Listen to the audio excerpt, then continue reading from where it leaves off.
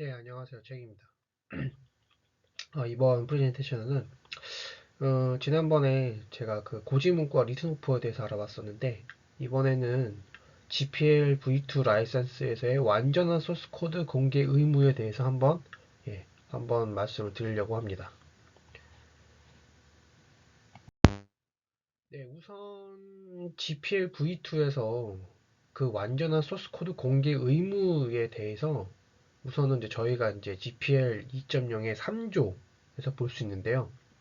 보시면 이제 저작물에 대한 소스 코드란 그 해당 저작물을 수정하기에 적절한 형식을 의미하고, 실행물에 대한 완전한 소스 코드란 실행물에 포함된 모든 모듈들의 소스 코드와 이와 관련된 인터페이스 정의 파일 전체, 그리고 실행물의 컴파일과 설치를 제어하는 데 사용된 스크립트 전부를 의미합니다.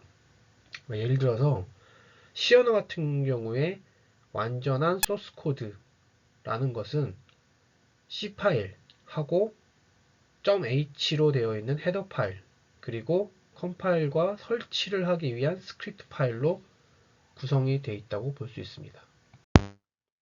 그래서 이제 그 3조의 조항을 보시면 그 셋째 줄에 The script used to control compilation 이 표현들이 있어요.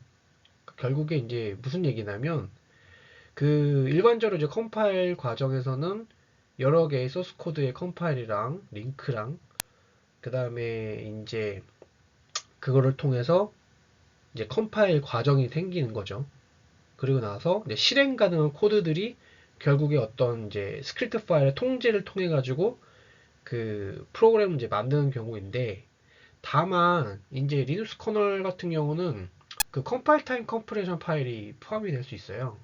그러니까 뭐 .config 파일인 거죠. 그러니까 이제 이런 부분들은 커널에서 빌드할 때, 컴파일할 때 반드시 필요한 것들이라서 이 역시 완전한 소스 코드에서는 이런 컴파일 타임 컨피그레이션 파일도 포함이 되어야 합니다. 자, 이제 그 다음에 예외 조항이 있거든요.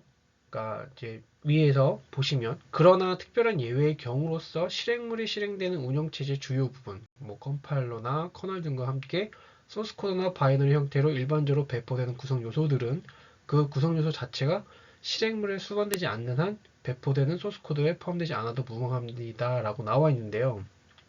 이 부분은 조심을 하셔야 될 게, 예외적인 조항은 맞아요. GPL V2에서. 그러니까 일반적인 OS에서 동작하는 어떤 유저 스페이스 프로그램 같은 경우는 굳이 그 프로그래머토의 어떤 것들을 공개할 필요가 없어요. 그러니까 그 프로그램에 대한 어떤 커널이나 링커나 아니면 컴파일러를 오픈할 필요성은 없는데, 오토모티브 쪽에서는 어차피 저희가 인비디드 플랫폼이 한정돼 있고 그 인비디드 플랫폼을 기반으로 하는 크로스 컴파일러인 경우에는 일반적인 OS라고 볼 수 없습니다.